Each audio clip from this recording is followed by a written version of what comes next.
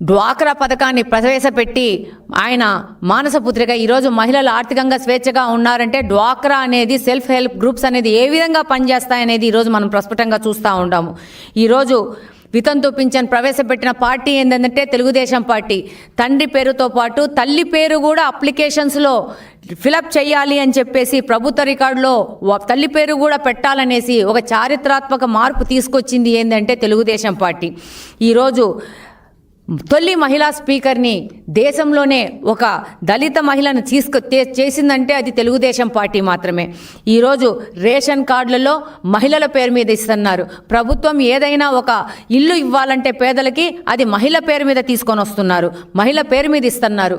అంతకుముందు నారా చంద్రబాబు నాయుడు గారు దీపం పథకం కింద మహిళలకి ఉచిత గ్యాస్ కనెక్షన్ ఇస్తే ఈరోజు కూటమి ప్రభుత్వం నుంచి దీపం 2.0 కింద 3 సిలిండర్లు ఉచితంగా ఇస్తూ ఉంటారు.